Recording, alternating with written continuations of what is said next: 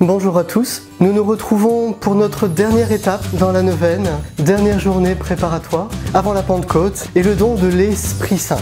Tout le parcours que nous avons fait nous a disposés à l'accueillir et c'est la raison pour laquelle aujourd'hui je vais vous parler du Christ.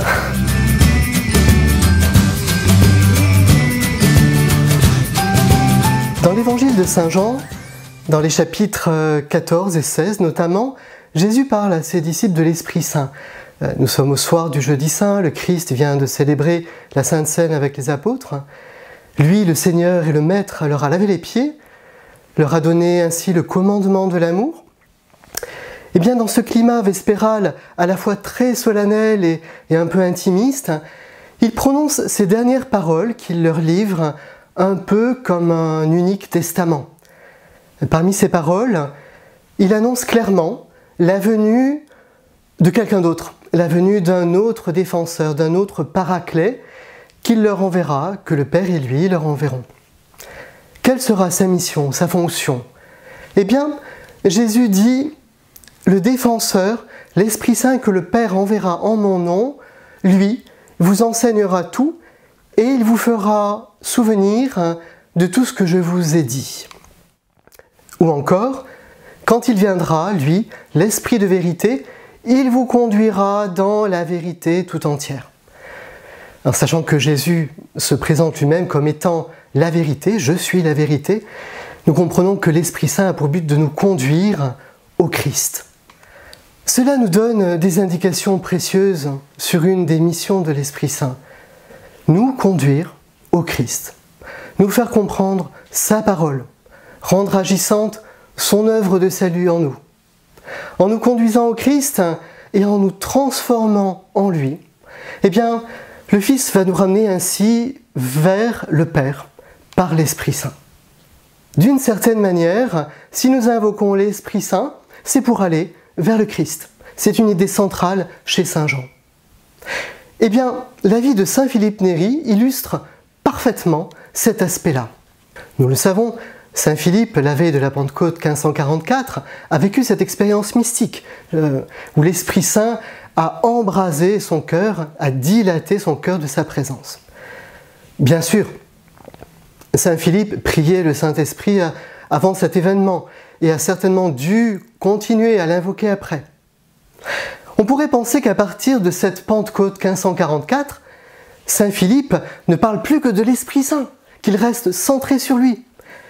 Eh bien pourtant, les prières qui nous restent, les prières que nous avons de lui, sont essentiellement tournées vers le Christ.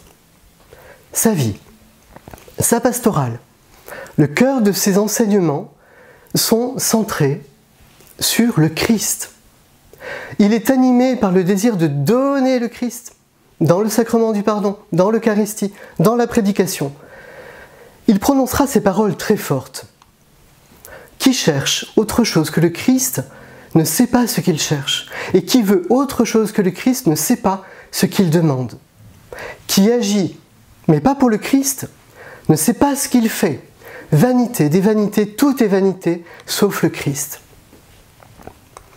Sa vie était rythmée par toute une série de prières toutes simples, des petites phrases qu'il lançait vers le ciel, telles des flèches, et toutes s'adressent au Christ.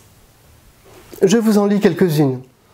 Jésus, sois pour moi sauveur. Je ne veux rien d'autre que ta très sainte volonté, ô mon Jésus. Jésus, méfie-toi de moi. Mon Jésus, je te l'ai dit, si tu ne m'aides pas, je n'accomplirai jamais ta volonté.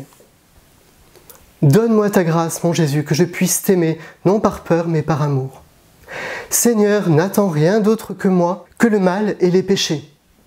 Seigneur, méfie-toi de moi, parce que je chuterai sûrement si tu ne m'aides pas. Seigneur, la plaie de ton côté est grande, mais si tu ne m'aides pas, je vais l'agrandir. Ces prières sont non seulement très belles, profondes, simples, nourrissantes pour notre vie spirituelle, mais surtout, elles illustrent parfaitement ce que Jésus nous dit de la mission de l'Esprit Saint. Il nous oriente vers le Christ pour que son salut s'opère en nous. Et cela se voit très bien dans la vie de Saint Philippe. Cela peut être une découverte, et pourquoi pas, une grâce de cette neuvaine. La grâce de venir purifier et ordonner nos rapports aux personnes de la Trinité. Nous pouvons parfois avoir un peu tendance à séparer les trois personnes divines, et peut-être par sensibilité, dire « moi, je prie plus le Père » ou « moi, je prie plus Jésus ». Comme on dirait « moi, je suis plus sucré, moi, je suis plus salé ». Non, ce n'est pas comme ça que ça marche.